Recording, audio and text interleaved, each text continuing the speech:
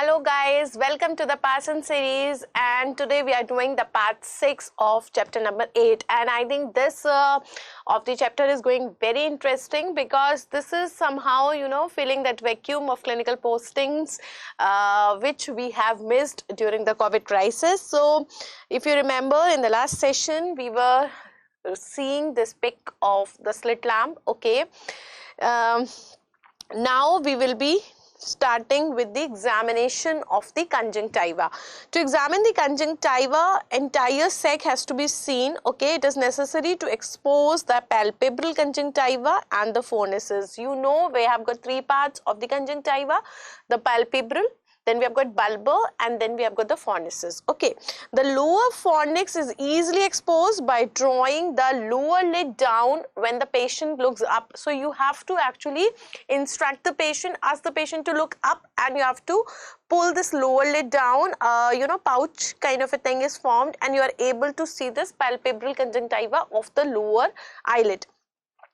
The upper palpebral conjunctiva is exposed by everting the upper lid, which requires the practice. So let's see how to do it. Eversion of the upper lid.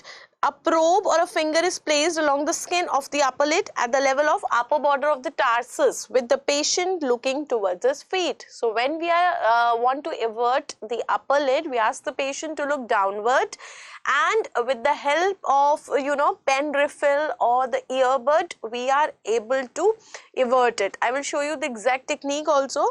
The eyelashes are grasped between the index finger and the thumb, because when you are everting this eyelid, eyelashes will be coming in, so we have to hold them like this, and with the help of the support here, we will evert the eyelid over it. Okay, the lid is rotated in a vertical direction around that probe, and then you take out that probe. Okay, something like this. Can you see this? We have kept the probe here. Okay, then what you are doing, by keeping it like this, you are holding these eyelashes between this index finger and the thumb, and you have to evert it over it, and then you can take out that probe, something like this. Okay, you will be able to see. Can you see the papillae here over the palpebral conjunctiva of the upper eyelid? Okay, so you have to do something like this. Now some people are keeping it like this and everting it, some people are keeping it like this also and also. So it depends upon the individual also. You can do it in any way you are comfortable in. So first you are everting the upper eyelid. So what are the steps? You have to place the applicator above the globe, then withdrawing the lid from the globe, something like this. Okay, then double eversion of the eye using a Descemer retractor, this one. Okay, and this one is your here they are showing you the upper eyelid. This is your Descemer's retractor. So if you do not have that, you can use anything. We can use that earbud also, cotton tipped one. Okay, we can use that also. The upper palpebral conjunctiva is now examined, but the upper fornix still cannot be seen, where occult foreign bodies could possibly be lodged. Now sometimes what happens, when you are everting it, you are able to see this upper palpebral conjunctiva where you have papillae, but still you are not able to see the upper fornix, and sometimes the deeply embedded tuna particles. We read about the chemical burns, alkali burns, any foreign body, they can also be there. So there you require the double eversion of the upper eyelid. So this we have read in the chemical injuries also. There you require the double eversion of the upper eyelid, and this is usually done under the local anesthesia. A lid retractor is placed on the anterior surface of the already everted eyelid. So once we have everted it, keep the eyelid retractor and evert it one more time. So that takes a little effort, and we have to give the local anesthesia to the patient there. Okay, this is done above the superior border of the tarsus. The lashes are used to evert the eyelids in the similar manner, which is then gently pulled away from the globe. The conjunctiva has to be examined. So what are the things you have to look for? You have to look for congestion, presence of any foreign bodies or inflammation, reactions in the form of papillae. We can have follicles, we can have cysts, the concretions, the tumors. You have to see the general status of the ocular surface. The tear film is also assessed, so you will have to look all the things. Okay, in general, the congestion of the conjunctival vessels, leaving relatively a free area around the cornea accompanied by mucus or the mucopurulent concretion is indicative of conjunctivitis. See, there are two kind of congestion if I show you here that you get normally, okay. One is, suppose this is your eye and you have got this cornea, this is your pupil, okay. So one kind of congestion that you are getting is that relatively we will have free this zone which is around the cornea, and around that we have the vessels, okay. So when you have no clear zone around the cornea and it is more towards the fornix, this is your diffuse congestion that you get in cases of conjunctivitis, normally that we get in cases of conjunctivitis. Now you will see that there is one more kind of conjunctivitis which is actually suggestive of the deeper inflammation. So here what you are getting, suppose this is your cornea and the pupil, there you are getting the congestion which is more around the cornea. This is called as a circumcorneal congestion or the circumciliary congestion, and they are actually progressing towards the fornix. So relatively free fornices we have. Here we have got relatively free fornices. Here I have got relatively free area around the cornea. So this is the basic difference between the two. So when we have got the diffuse congestion, that is actually suggestive of the conjunctivitis, and we know that the most common conjunctivitis is the acute mucopurulent conjunctivitis. Now if there is a marked irritation and photophobia, we have blepharospasm, lacrimation, then what you are going to think? If I have the spasm of the eyelid, I have photophobia, I have irritation, then I will be thinking about the foreign body, any misplaced lashes or some other irritation of the cornea.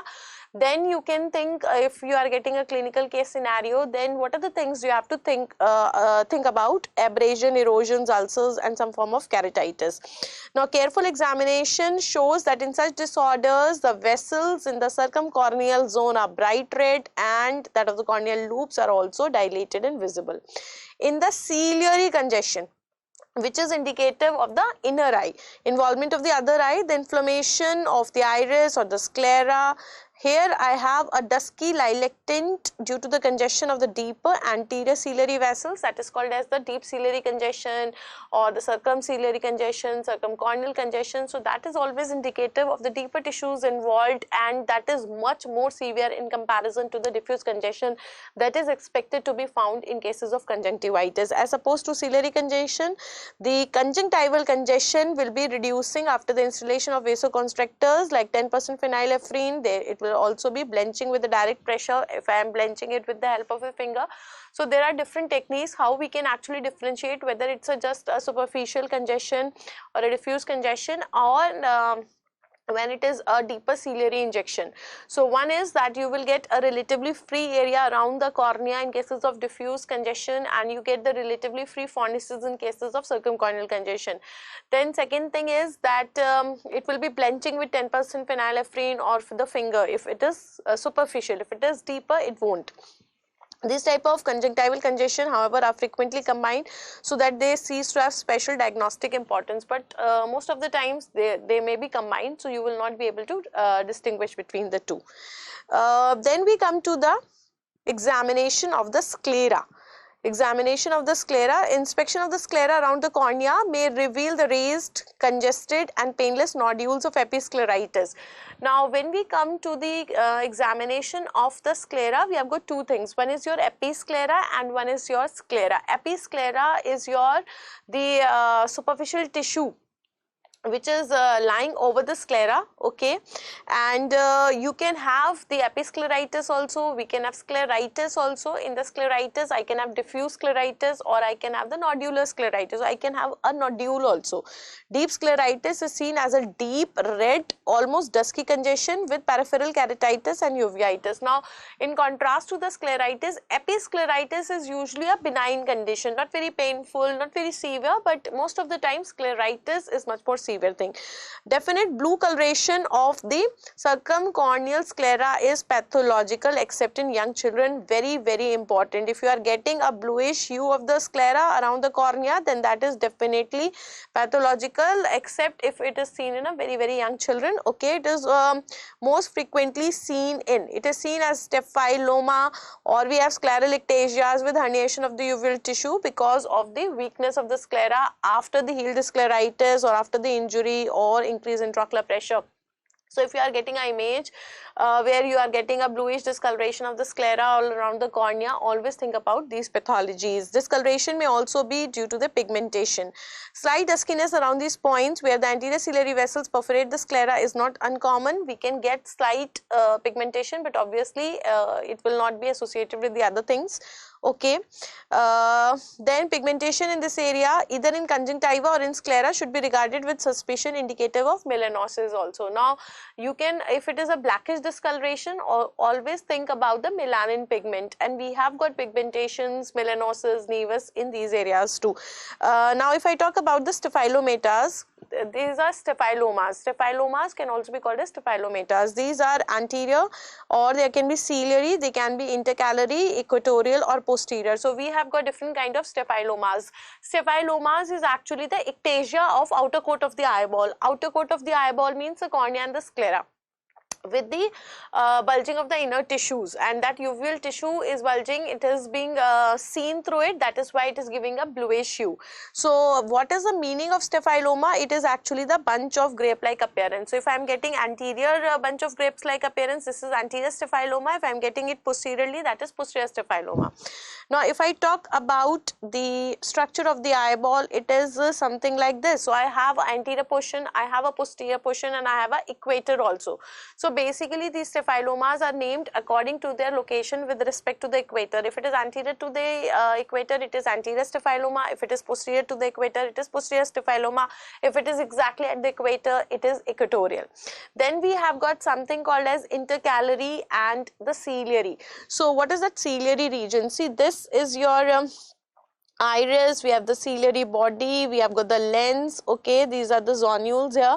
So if the ectasia is occurring in this ciliary area, this is actually called as the ciliary. Okay, while if it is occurring at this root of the iris, if it is occurring at the root of the iris, then it is called as intercalary. See here, ciliary is just over the ciliary body. Okay, while intercalary is the junction of the limbus and the ciliary body, junction of the limbus with the ciliary body. So what is this actually? Suppose this is your cornea here and this is going the sclera. So basically the junction of the limbus with the what you called as the ciliary body is the root of the iris. So this could be corresponding with the root of the iris. So you have got different kind of staphylomas. You already know anterior staphyloma is occurring due to the large perforation of the corneal ulcer. Posterior staphylomas are very common in high myopias. Okay, so we can get ciliary in cases of ciliary body tumors. So we have got different kind of staphylomas in the different conditions. Then we come to the cornea. Talking about the cornea, so first of all we will have to concentrate and focus over the surface of the cornea. It should be bright, it should be lustrous, it should be transparent. Now cornea is just like, you know, a glass, an entry port of the eye. So obviously it should be transparent, it should be very much healthy, it should be bright, it should not be having any erosion, abrasion, anything, lustrous. Any loss of the substance like abrasion, anything, it can be missed also without having any special aid of examination, because you know cornea is colorless and transparent. An accurate assessment, therefore we can do it with the help of some instruments. So accurate assessment of the corneal surface, this is done with the Placido keratoscopic disc, and this has been asked again so many times, where you have got alternating black and white circles. So it is something like this. Can you see? This is your Placido disc. We have got a circular area, we have got a handle to hold it, and it consists of alternate black and white painting patterns, and in the center we have got a hole. So the examiner will see into the patient's eye through this hole. Okay, so when he is looking at it, what you are going to get? So the observer will look through a hole in the center at the cornea image, which is reflected from a light into the patient's eye. Loss in the sharpness of the outline of the image denotes a loss of the normal polish.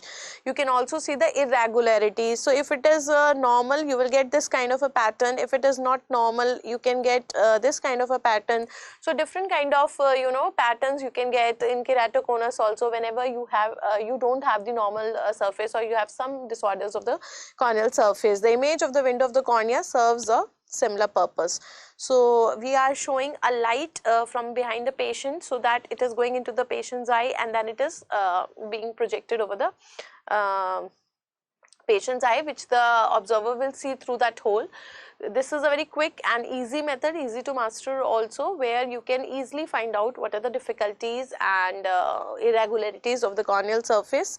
Even minor degrees of keratoconus or the corneal astigmatism can deform this corneal ring. So when you see that if there is some disorder of the cornea, you will always see in the signs that they will say that there will be regularity or irregularity of the Meyers on the this placido disc, one of the signs.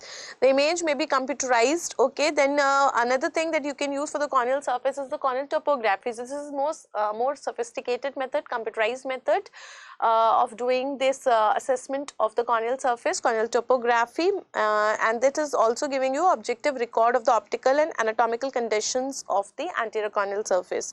The anterior and posterior surfaces of the cornea, the anterior chamber, the lens, they are imaged in corneal topographic systems using the slit lamp scanning technology like the OpScan.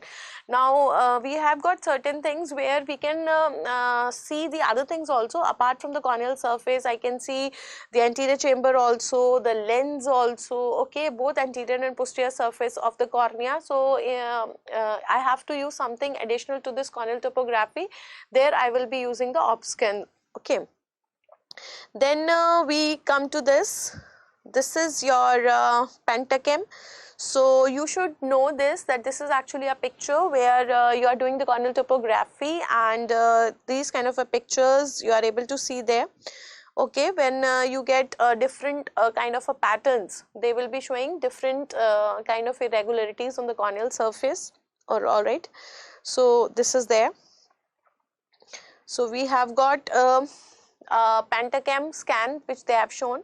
The one which one, this one, this is your normal one. So more the green, more it is normal, while if you are getting more of the other colors, that is showing you the deviation from the normal. So this is a scan which is of keratoconus. Okay, we will not go into much of the details because again they are beyond your scope.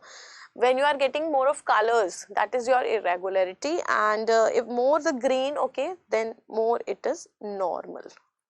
So you have to remember this much. Okay, then coming to the vascularization. Now again, an important part of cornea, because you know cornea is avascular in itself. So when it comes to vascularization of cornea, there are always questions asked. In many diseases, you know, new vessels are formed in the cornea. If you are seeing the vessels over the cornea, that will be abnormal.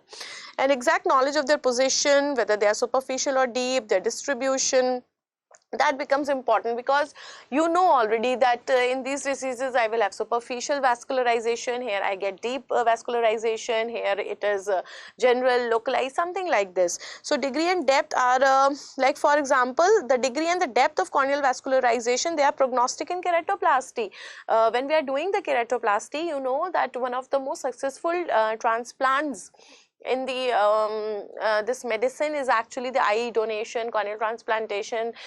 We do not require HLA typing, and cornea is avascular. There are so many things which I have told you in that video of corneal transplantation. That is why it's very, very successful. And but still, you know, there are high chances of rejection, and graft rejection is one of the known complications that we come across in cases of corneal transplantation, and one of the important reasons for that is the vascularization. Devascularization, if it is there, devascularization in more than 2 quadrants is considered as a high risk factor for the graft rejection. So if you are getting the devascularization, and that too in more than 2 quadrants, and that becomes a very, very high risk factor for the graft rejection. Now how can you differentiate the superficial vessels in the cornea from the deep ones? So first of all, the superficial vessels, they can be traced over the limbus onto the conjunctiva, while the deep ones end abruptly at the limbus. If it is a superficial vessel, okay, it will be going and it will be continuing with the conjunctiva. But if it is a deeper vessel, okay, that will end at the limbus, because that won't go into the conjunctiva. Then second is your color. The superficial vessels will be bright red, they will be well defined, while if I see the deeper ones are ill defined, grayish red, and they are giving you just a blush. Okay, superficial vessels may you will get a lot of branching, arborizing pattern kind of a branching. Deep vessels are more or less, you know, radial, and this is again very you know, significant if you see the difference between the superficial vascularization in the conjunctiva as well as the deep vascularization, that is circumcorneal. There also you saw that in the superficial diffuse vascularization or the congestion, you were getting the arborizing kind of a pattern in conjunctiva, where you were getting a clear area around the limbus. But in cases of deep ciliary congestion, we were getting a radial pattern, something like this. We were getting the radial pattern around the cornea, because the deeper vessels are arranged more in the radial fashion. So this is again important. Superficial vessels may raise the epithelium over them so that the surface of the cornea is uneven, while the deep vessels, though hazy in appearance, is smooth. Superficial vessels are making the surface of the cornea rough, and jo deeper ones हैं, they are making you know, making it smooth, and they are smooth, they are not making it rough. Though they may be hazy, but they are actually smooth. So there are a lot of differences between the superficial vessels and the deep vessels. They have tried to show you the type of vascularization. Can you see here? We have got A, arborescent. This is your branching pattern. You know, this is your branching pattern kind of thing, arborizing pattern we have got. Then we have got the terminal loop. B is a terminal loop. Terminal loop means it is going terminating, and then it can be giving you different branches. Then we have got the C. C is your brush type. So this is just in the form of a brush, you can easily appreciate this. And then we have got the umbel type. This is your umbel type.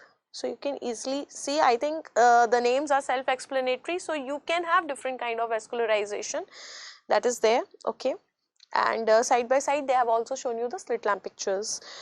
Now, because you know, cornea is a very sensitive structure, so testing the corneal sensations is again very important. Corneal sensitivity may be tested by touching it at various places with a wisp of cotton wool twisted in a fine point and comparing the effect. See, whenever we are doing this cotton wick test, this is called as a cotton wick test. What we are doing, we are taking a thin wick of cotton with a pointed end, and we are bringing it abruptly from the side, and we are touching, because if you are telling it to patient, if the patient is already aware, he won't allow you to touch the cornea. And second important thing, if you are able to touch the surface of the cornea, that means obviously the sensations of the cornea is decreased, because normally a patient will close the eyelid very forcefully with the help of orbicularis oculi, and you won't be able to touch the cornea. Okay, so if you are able to touch, obviously and definitely the sensations are decreased. Okay, so there is a brisk reflex closure of the lids. Corneal sensations are diminished after any gross disorder, but the changes of diagnostic significance in certain cases. So where you are having significant decrease of the corneal sensations, like we have got the herpes keratitis, where minimal corneal changes are accompanied by gross diminution. Quantification of corneal sensation is possible to some degree. We can also use the corneal esthesiometer. So instead of the wisp cotton, we can also use the esthesiometer. Okay, and the longest length which induces the blinking is a measure of the threshold of the cornea's sensitivity. Okay, in the corneal esthesiometer, a single horsehair of varying length is used instead of a wisp of cotton wool. I will share the video also of this esthesiometer, and you know, that looks very amazing. We are using a single hair of the horse, and the longest you know, length of the hair that is able to initiate that blink reflex, that is giving you the threshold of corneal sensitivity. So we are using it from a distance and we are saying that lid closure is there or not. So we can use esthesiometer also, and we can use this wisp cotton also. Another important thing is the staining. See, whenever we are getting questions on the cornea, most of the time it is corneal ulcer, and corneal ulcer is obviously related with the staining. So staining remains a very important part in the assessment of this corneal pathologies whenever I want to see the state of the corneal epithelium. So we have got different kind of stainings. Okay, lesions are, because you know most of the time the epithelial lesions are very minute and they are not visible by the naked eye, so you have to stain it and then you have to see it through the slit lamp. 3 dyes are usually employed, and the most common is the fluorescein one. This is especially for the abrasions, erosions and the ulcers, which is giving you green color with the cobalt blue light. So this you know already, most of the time what we are using is the fluorescein dye, and we are examining the patient through the cobalt blue filter. Okay, this they can ask you, and we are getting a brilliant yellowish green light. Now another important one that we are using is the rose bengal, that is used for the diseased and devitalized cells, and as the name says, it is rose bengal dye, it is staining it red. We can use it in the superficial punctate keratitis. And then third is your Alcian blue dye, that is staining the mucus selectively, delineates the excessive mucus, and this is used when there is a deficiency of tear. So I think this is this whole para is highly productive, and you should know the 3 names of the dyes and where they are used. Talking about the opacities of the cornea, opacities of the cornea may be so faint that they require minute investigations. These can be best studied with the help of slit lamp. Of particular importance is the detection of the superficial punctate keratitis and the keratic precipitates. Now, when we are talking about the corneal opacity, the larger opacities can easily be appreciated with the naked eye, but if they are very small, okay, we mostly require the slit lamp, especially the superficial punctate keratitis, the KPs that are found in iridocyclitis. Okay, the presence of KPs, you know this, the presence of KPs is actually the most important sign of iridocyclitis. Okay, when they are fresh, they are white, round, dome shaped, and slowly and gradually they become flatter, smaller, crenated, pigmented. Then we also have the waxy, yellowish, large precipitates. These are your mutton fat KPs found in the granulomatous diseases, and the fine KPs are present in Fuchs cyclitis and herpes zoster uveitis. So they can also ask you, where do you get the fine KPs? So these are small things which you will appreciate here, and you are going to get the questions from here. Now examine the anterior chamber. Anterior chamber, I think everybody knows that the examination of anterior chamber becomes important, especially with respect to the glaucoma. Anterior chamber is shallow in very young age and in the old age. So if you look these people who are in extremes of the age, they have got very shallow anterior chamber, and that is why the risk of glaucoma will also appear likewise. At other periods of life, you will get it 2.5 mm. So that is 2.5 or 2 to 3 mm. Now the iris is viewed through the cornea, which is a strong refracting convex surface. The effect of this is to magnify the iris and the pupil to make them appear closer than they really are. Depth of the anterior chamber is estimated as the distance between the posterior surface of the cornea and the anterior surface of the lens. So I think this is self-explanatory. If this is the cornea, we have got the 2 surfaces, and we have this iris here, and this is the lens. So what they are saying, what is actually the depth of this anterior chamber, posterior surface of the cornea, this, and the anterior surface of the lens. This is your anterior chamber. Okay, the depth of the anterior chamber can clinically be evaluated by focusing a beam of light on the temporal limbus parallel to the surface of the iris. So whenever we are showing the oblique beam of light, you can see what is the distance between this posterior surface of the cornea and the anterior surface of the lens. Okay, in a normal or deep, the beam will pass through the through it, and it will be able to illuminate the other side of the limbus.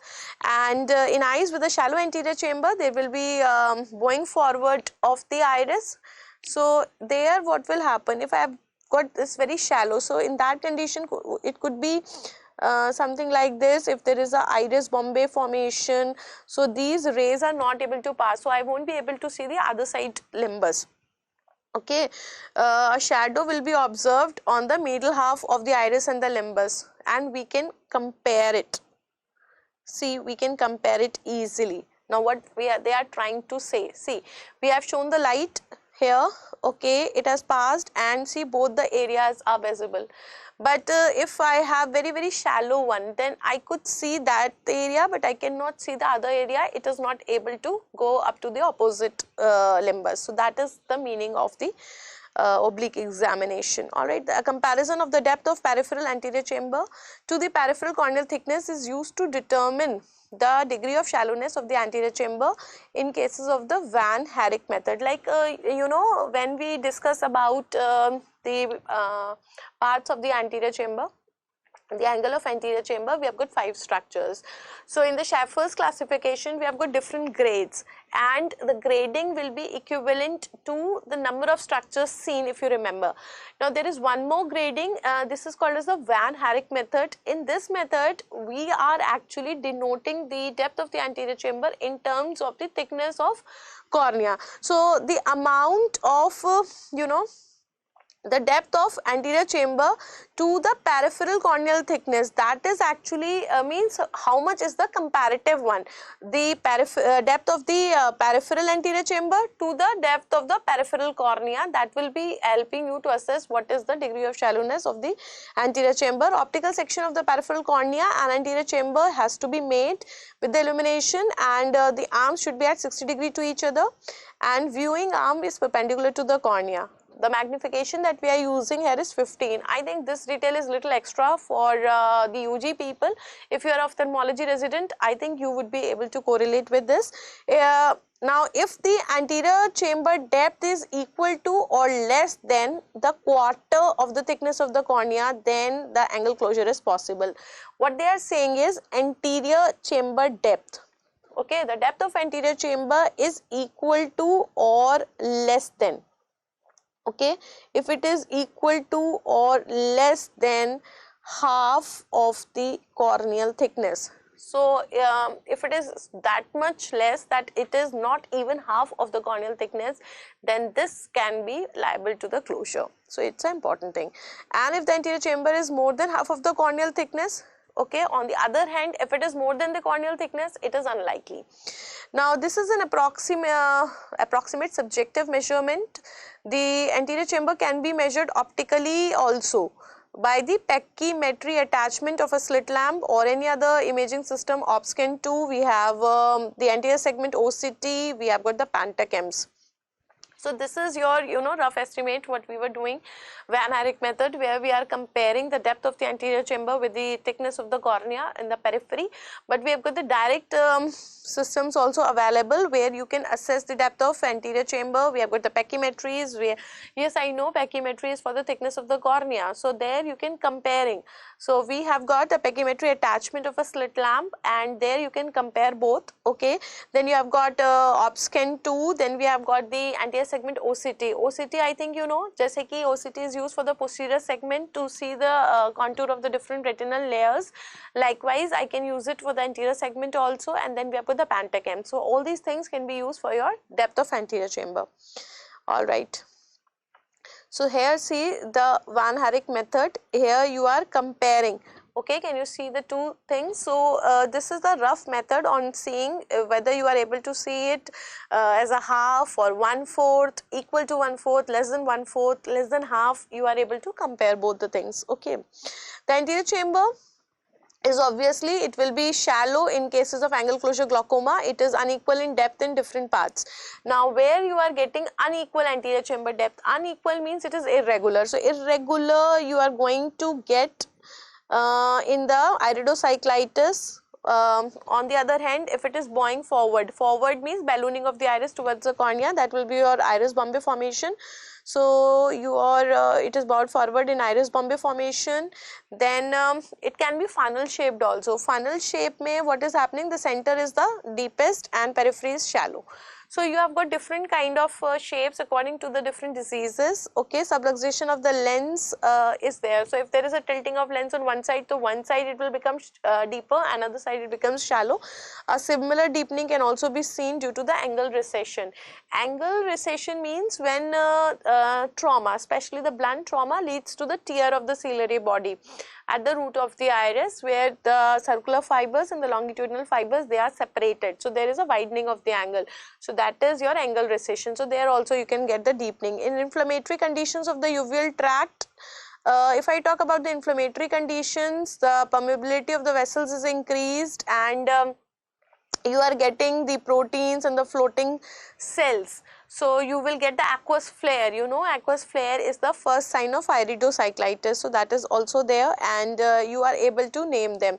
So you are making a small beam, a very small beam is made in order to see the flare, 2 mm height and 1 mm width. Okay, in this small one, this is called as the square beam. There we are using something very small beam we are using, and we will see the flare and the cells. So you will have to say that it is 0 or it is +1, +2, +3, +4, mild, moderate, severe, very severe, something like this. And again you can see the cells also, they are just 0, 5 to 10, 10 to 15, and then 20 to 50 and more than 50. So you are grading them as +1, +2, +3. Like we do it for the pus cells in the urine, similarly we can do it for here also.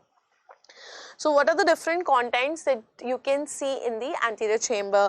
So we can have the protein transudation from the iris and ciliary vessels. That is, you know, when we have got the release of the protein deposits into the anterior chamber. If you remember, it was something like this. Okay, this is your iris and we have ciliary body, and this was your lens. Okay, these are the layers of the cornea, and we have the aqueous humor here. We have got the aqueous humor here.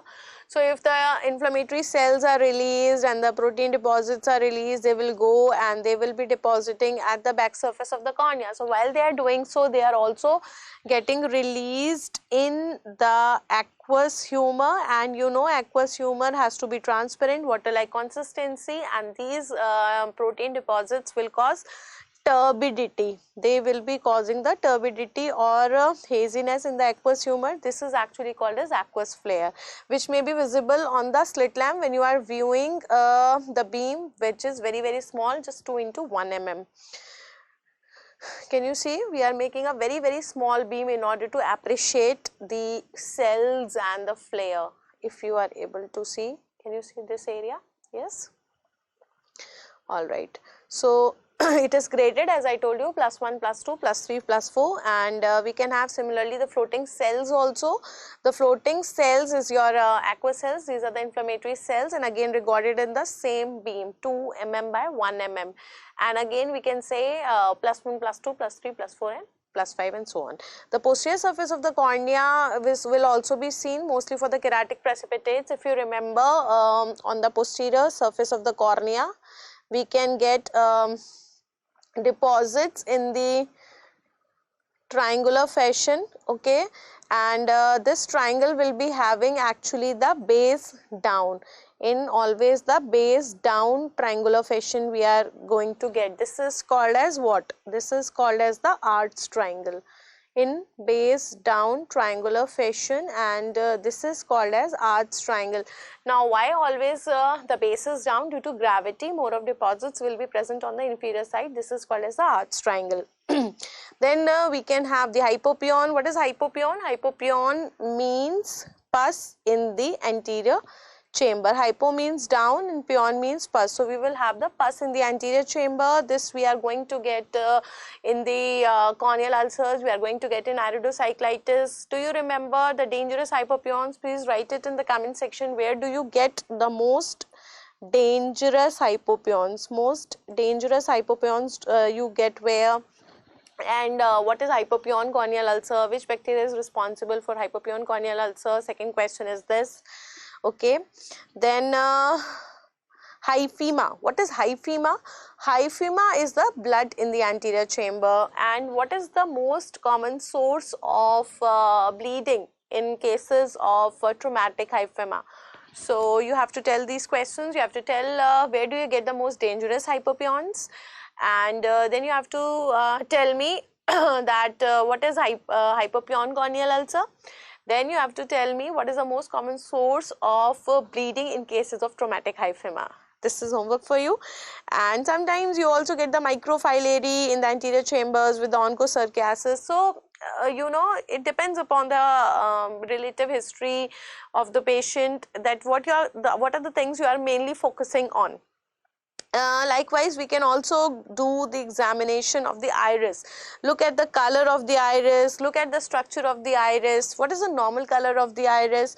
So normally it should be dark brown. Okay, don't call it black. It is actually dark brown in color, brownish black, or it is dark brown, deep brown. And you have got a colorate pattern of the iris, something like this, and we have got the circular fibers also, and we have got the longitudinal fibers. This kind of pattern is there, and this kind of a pattern is called as the colorate. This is called as the colorate pattern, right? So this is your normal shape and normal color and the structure, which are actually liable to changes. Then we can also have like total color of the iris may be changed, and maybe only some sectors, some segments of the one of the iris is changed. So we have got heterochromia iridis, we have got heterochromia iridium. I will talk about this. The two iridis or the same part may be different colors, which are called as heterochromia iridium and iridis respectively.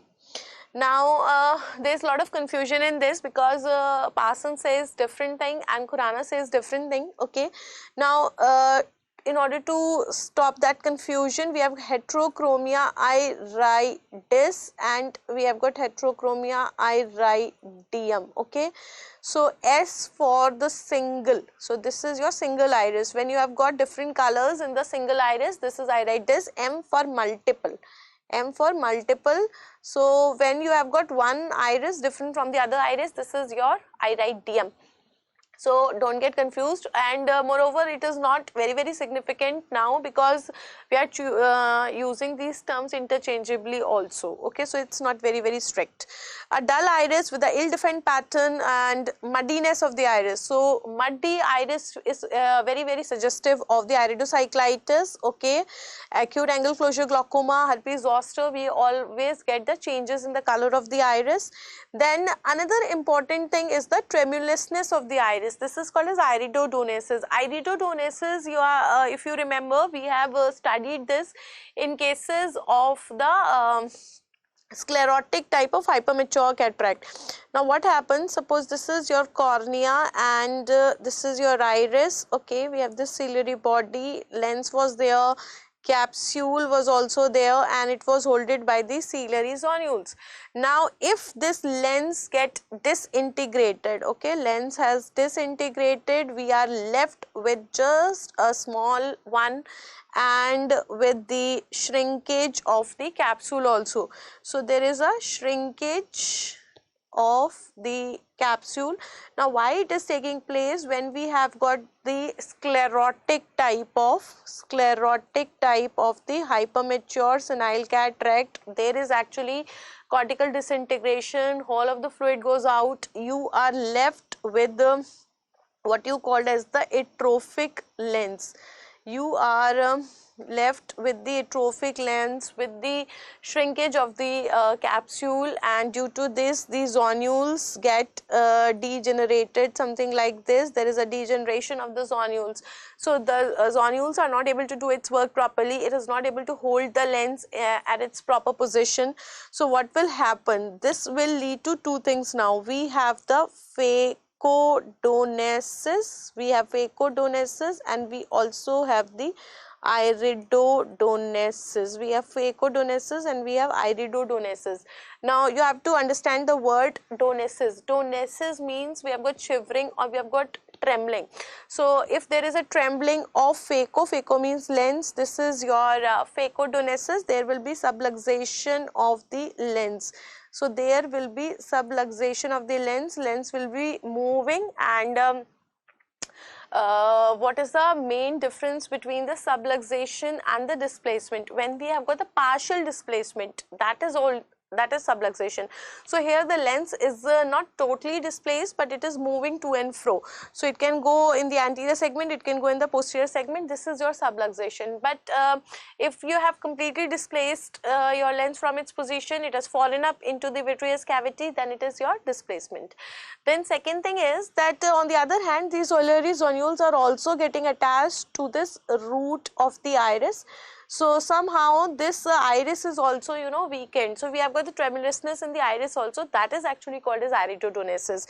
So whenever you have iridodonesis, think about the ciliary zonules, okay. This occurs in the absence or shrinkage or subluxation of the lens, best appreciated in a dark room with oblique illumination, asking the patient to move his eyes, so lens will also be moving.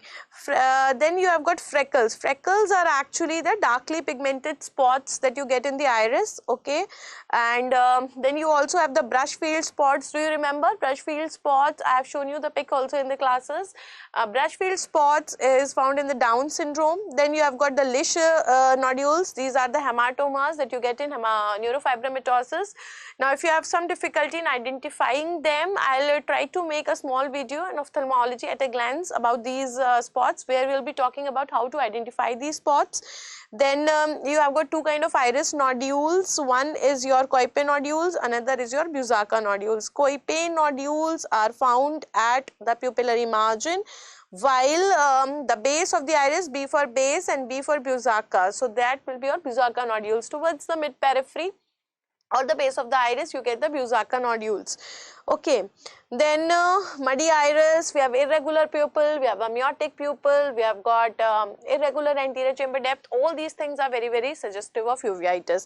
The position of the iris must be examined, especially in the plane. Special attention should be paid to the synecdoche, adhesions, even the rubeosis iritis, okay, change in the structures, change in the color, any nodules, any synecdoche, any neovascularization. All these things play a very, very important role, especially when you are doing the examination in a case of uveitis. So I hope you have understood the examination of the conjunctiva, cornea, sclera, anterior chamber and the iris. Okay, do write in the comment section how did you like the video, and if anything is bothering you, you have not understood, you can always ask me. I am available at all the social media platforms. You can follow me on the Insta, and we have got a large family of Facebook page and the Facebook group, and of course I think you all are the members of our Telegram group and taking the benefit of our daily quizzes also. So do let me know if there is anything more that I can do it for you. I'll be more than happy to do it. Thank you and happy ophthalmology.